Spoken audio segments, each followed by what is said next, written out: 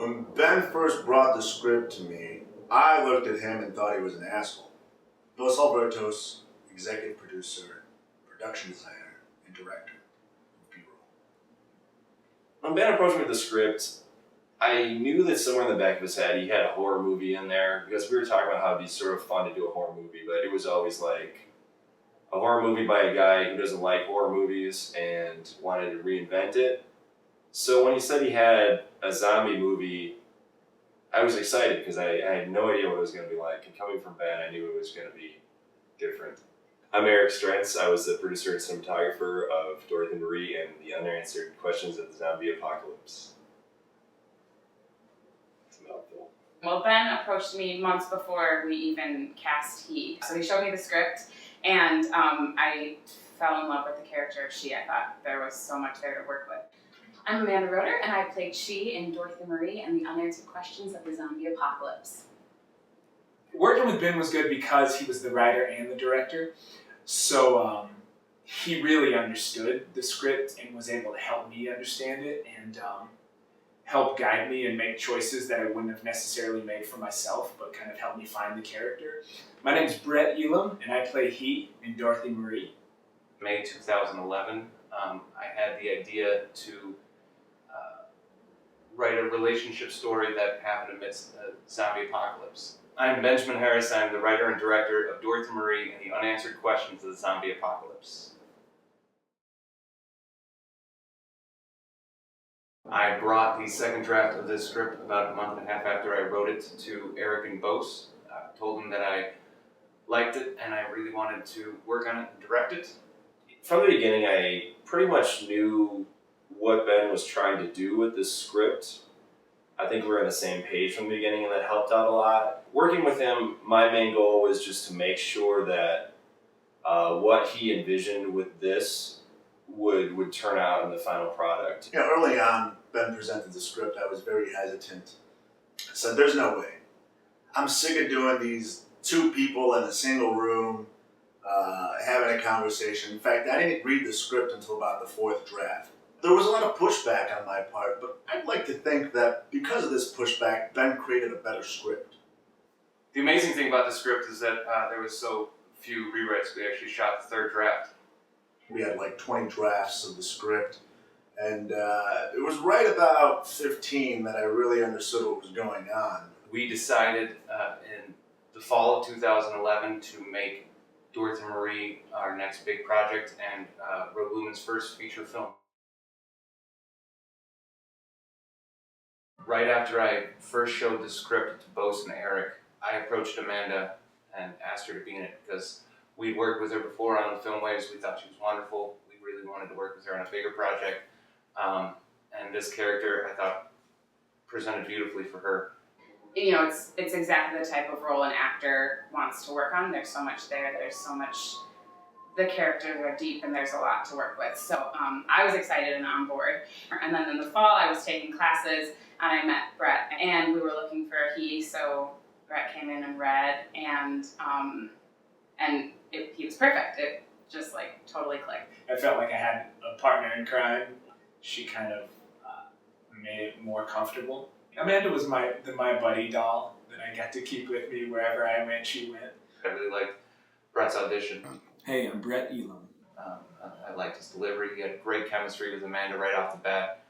And I think that was probably the biggest obstacle we found was trying to find our male lead. And once we did, then we were on a very rushed schedule. We had about a month less time to rehearse than we had planned. And so we, again, had to really crunch our schedules to try to fit room for all the rehearsals that we wanted to have. When we started doing rehearsals in my apartment, that was great because I had been with the script for a couple months, but I don't think I had really done the work I needed to. I hadn't really delved into it as deeply as we did rehearsing, and it helped to have Brett and Ben to bounce ideas off of and really find that relationship between she and he. You know, it's hard to do when it's just on the page. You really need another person there to create a relationship with. So oftentimes just the three of us, and we would comb through the script. We would go through the script a few times every time, and nitpick here and there. And, having been the writer there to give us even more feedback than what was on the page was great. There were times where I would go one way and he'd be like, nope, that's not it. Or I would be doing something and he would have a completely different take on it. But I think almost always it helped me understand the character or helped inspire the character. The goal of the rehearsals was really to get it as down pat as possible. We had set ourselves up for a very tight shooting deadline of shooting this all in 4 days. And to shoot 60 pages in 4 days is actually quite a stretch. So we really focused during rehearsals on getting key deliveries down pat. And that way it was really much more rehearsals for a stage show as opposed to rehearsals for a film. We didn't really give them the luxury of, line, because we needed to move a lot faster than that. Camera rolling. Okay, camera's rolling. Dorothy Marie, scene 2, take 1.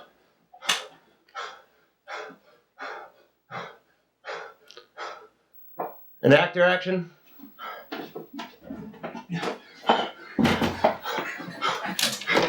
You okay? Hello? So I'm not a morning person at all. And for 2.5 weekends,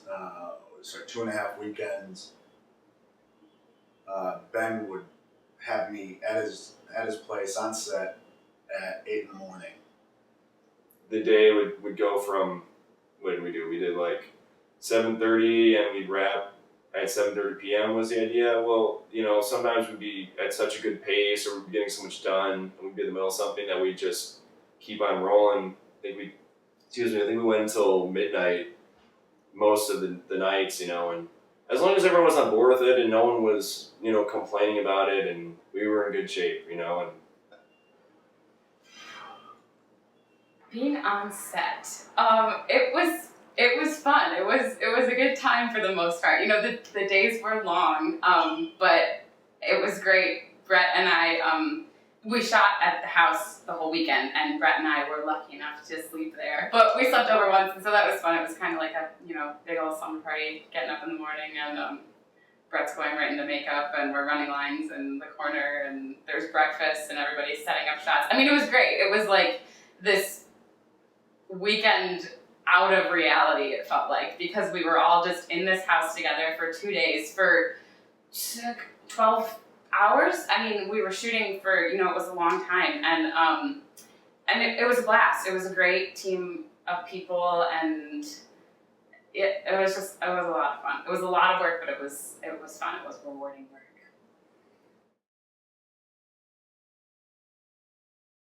We ended up with a crew of, I think, 25 people on set each day, and just A, to find the people who were willing to put in the hard work that it was going to take, and B, trying to find holes in everybody's schedule to make it all work was just an incredible task. Liz Golko was my ball-busting AD.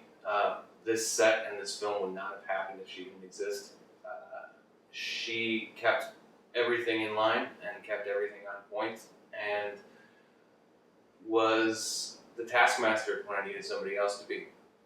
Our makeup team was fantastic. Bill Gay stepped in and became the lead makeup artist, and given the time that she had, she put together fantastic work. The makeup, the bite on my arm was the most fun part, just because of how hideous and disgusting and real it looked. Katie Gentleman designed the zombie disease and the zombie progression, and she is the one who designed most of the gore in the film as well, and created a really realistic looking set of rib cages out of some clay and wire hangers. In between naps, the makeup artists did fantastic work. Crazy over here.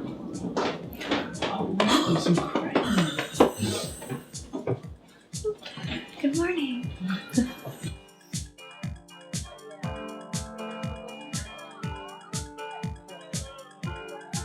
Her name was Lola. She was a showgirl. That's all I know. At the Copa, screaming and playing.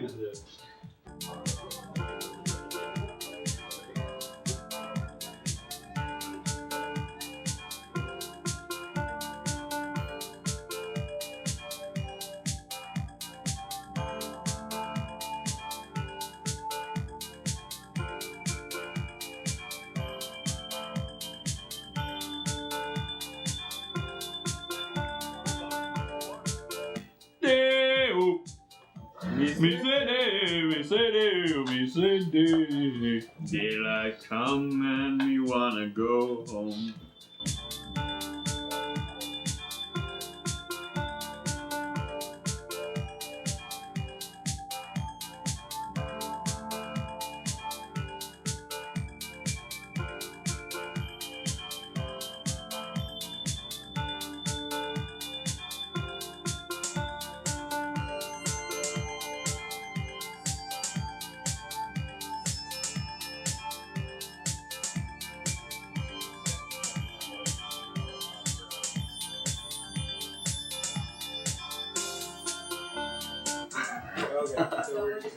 Yeah. You guys do stuff. When? And watch me take this drive. I've been listening smartness too much. Yeah, this kind of stuff. You got that one, Butter? That was good, boss. Real good. Yeah, very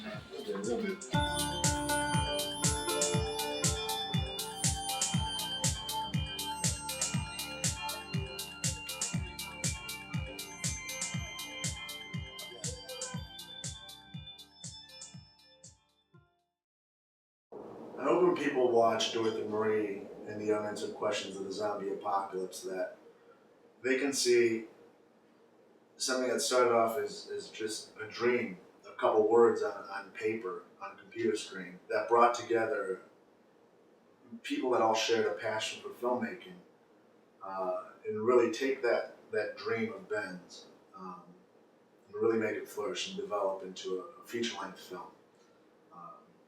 Without a huge budget, without a huge cast and crew, but with a huge heart behind the project. I hope people realize that you can make movies. You don't need Hollywood budgets, connections. You need the passion that Ben brought. You need the professionalism that Eric brought. You need the dedication that the entire crew brought. And you need the ability of the actors. Without any of those, you can't make a movie. And you probably shouldn't. But we had all of it. And I hope people realize that when they watch it. That even though you're only seeing one or two people on screen, there's a room full of individuals that gave up all their free time to make this happen.